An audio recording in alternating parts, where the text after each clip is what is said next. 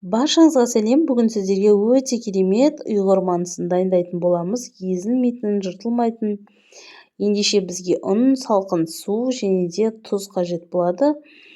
Тұзымызды суға сала отырып, жақсылап араластырып, ұнымыздың ортасын осылай ойық қылып ашып аламыз да, барлық суымызды құйып, ең әуелі мен осылай қасықпен араластырып аламын.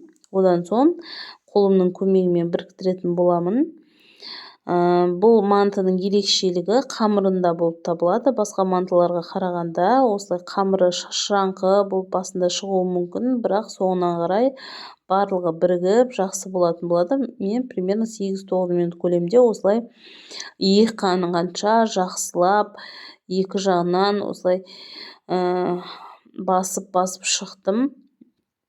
Енді бұны мен конверт тәрізді қылып екі жақ шетін жауып, жарты сағат көлеміне тағы да тынықтырып қоятын боламын. Салафанға салып, жарты сағаттан соң алып, тағы да басып, тағы да қандырып, салафанға салып қоямын.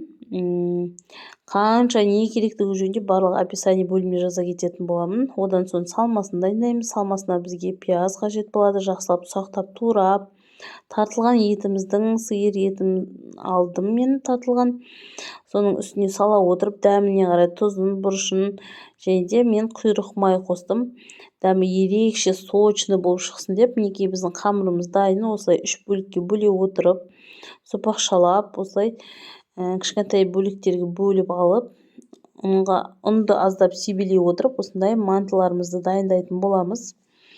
Дайын болған салмамызды осылай ішіне сала отырып, бетін осылай ерекше әдемілеп жасайтын боламыз. Өте оңай және де қарапайым, міндетті түрде жасап көру кеңес беремін. Дәл видеодағыдай жасасаңыз болады.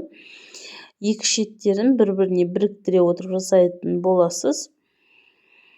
Дастарханға қойған кезде өте әдемі көрінетін болады. Осылай шеттерін, екі шетін көмкерсеңіз, сол кезде дөңгелек тәрізді болып шығады. Табаның астын міндетті түрде майлап, мантымызды салғаннан соң бетін мен тағы да майлаймын. Сол кезде манты жұмсақ болып шығады. Небәрі 30-40 минутта дайын болатын ұйғыр мантысы. Мінекей, міндетті түрде жасап көріңіздер. Каналға тіркеліп, лайк басып, комментарий жазуды ұмытпаңыздар.